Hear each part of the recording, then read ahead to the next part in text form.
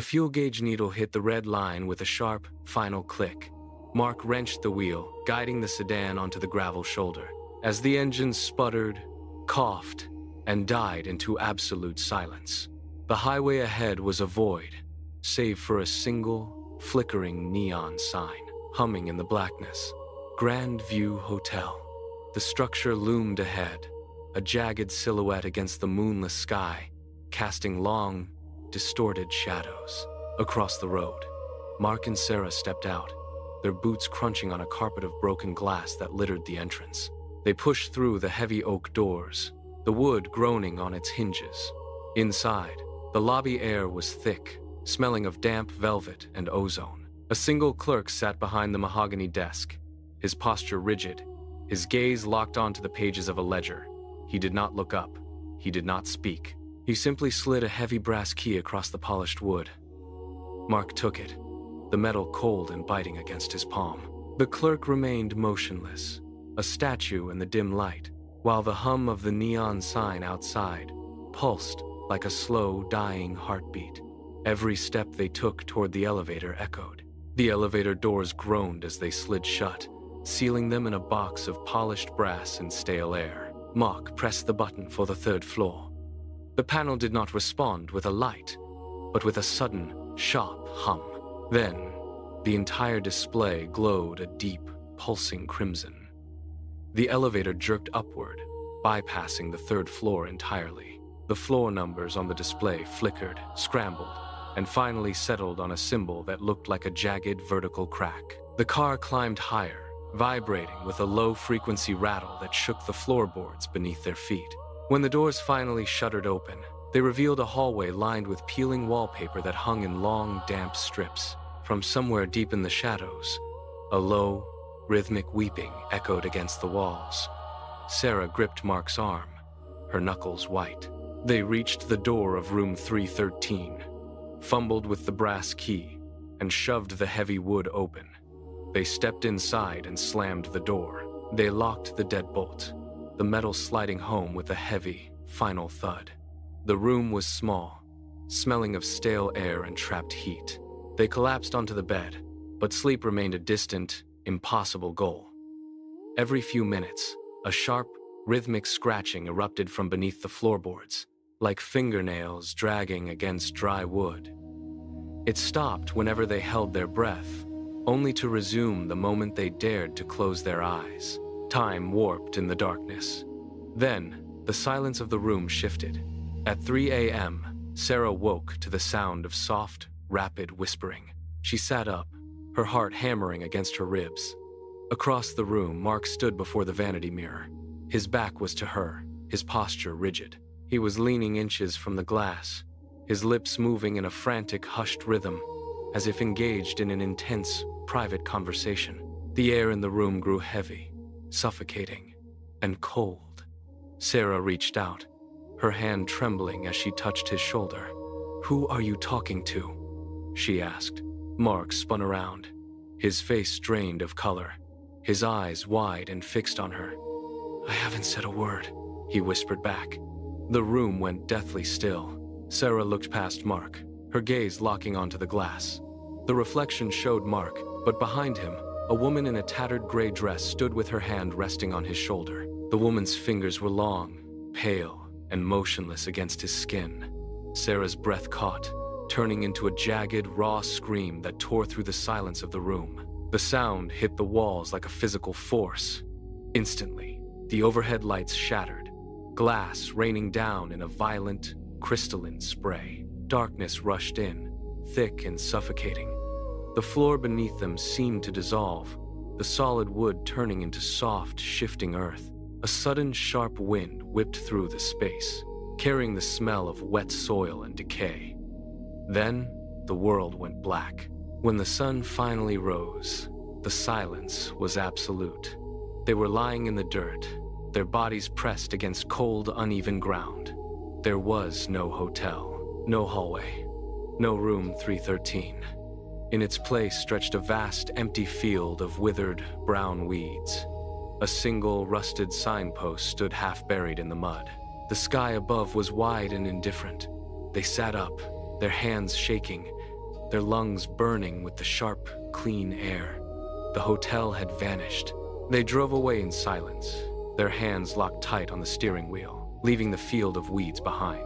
For a year, the memory of the hotel faded into the background of their lives, a nightmare that refused to fully dissolve. Then, the letter arrived.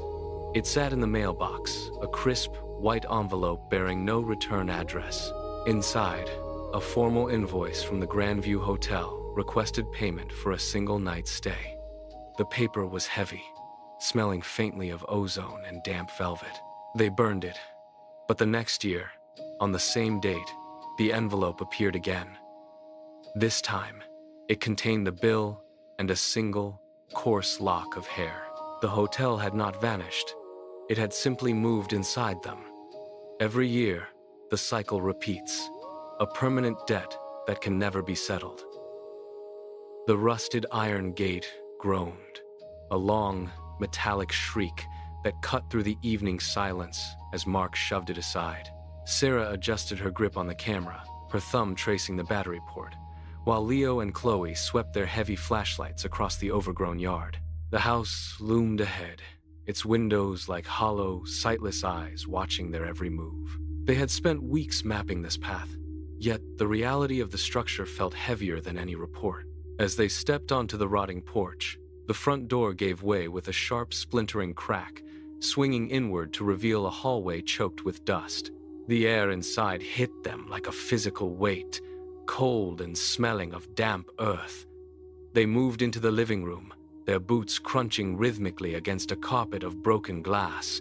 Mark signaled for silence, his hand raised. They froze. From the floor directly above, a sound broke the stillness, the distinct, rapid patter of small feet running across wood. It stopped as abruptly as it had begun. A high-pitched giggle drifted down, faint and sharp, echoing from the darkness of the upper landing. The group moved as one, flashlights cutting through the thick, stagnant air of the hallway. They reached the bedroom door, the wood warped and peeling under their touch. Leo reached for the handle, his fingers inches from the brass, when the door swung inward on its own with a slow, deliberate groan. The room was empty. Dust motes danced in the light of their beams, settling over a single, heavy table in the center of the floor. The pages were filled with family portraits, but every face had been meticulously scratched out with a sharp blade, leaving jagged, white gashes where eyes and mouths should have been. On the final page, the date 1994 was scrawled in deep, dried, red ink. The air in the room grew thin, difficult to draw into their lungs. They were no longer investigators. They were intruders in a space that had been waiting for them to find the truth. The temperature plummeted in seconds, turning their breath into thick, white plumes that hung in the stagnant air. Sarah shivered, her camera slipping from her grip before she caught it against her chest. In the corner, a heavy, high-backed chair groaned against the floorboards. It slid backward, screeching against the wood. Leo stepped back, his flashlight beam shaking as it swept the room. Panic flared in the small space. They turned as one, abandoning the album and the room, desperate to reach the front door. They sprinted into the hallway. The walls seemed to pulse, stretching outward, pulling the front door further away with every frantic step they took. Chloe reached out, her hand grasping at empty air where the doorframe should have been. The hallway was no longer a passage, it was a trap. They stopped, chests heaving, realizing the exit was drifting further into the shadows. The house was closing in. Without warning, a cold, invisible grip locked onto Mark's ankles. He fell hard, his palms scraping against the floorboards, as he was yanked backward toward the open basement stairwell. The wood groaned under the force of his body sliding across the floor. He clawed at the gaps between the boards, his fingernails splintering, but the pull was relentless. Chloe swung her flashlight beam into the gloom of the stairwell.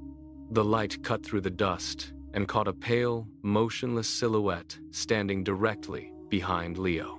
A hand, thin and translucent, hovered inches from Leo's neck. Chloe screamed, the sound sharp enough to shatter the oppressive silence. The silhouette did not move, but the grip on Mark intensified, dragging his legs into the dark abyss of the basement. Sarah and Leo lunged forward, grabbing Mark by the shoulders and arms.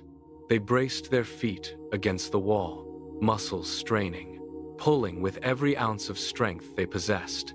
The force resisted, a heavy, dead weight that felt like the house itself was inhaling. With a final, desperate heave, they yanked Mark free from the edge. Months have passed since the house in the woods was left behind. Mark lies in bed, staring at the ceiling, waiting for the exhaustion of the day to pull him under. The room is silent, save for the steady, rhythmic pulse of his own breathing. Then, it starts. A soft, rhythmic patter of small feet against the floorboards inside his closet. He freezes, his heart hammering against his ribs. He tells himself it is the house settling, a trick of the wind, but the sound repeats a deliberate, measured pace. Then, a voice, thin and hollow, drifts from the darkness behind the closet door. It is a child, calling his name. The sound is not a memory. It is present, persistent, and waiting. Mark grips the edge of his mattress, knuckles white, as the closet door begins to creak open an inch. The nightmare did not stay in the house. It followed him home, and now it is standing in the corner of his room, watching him in the dark.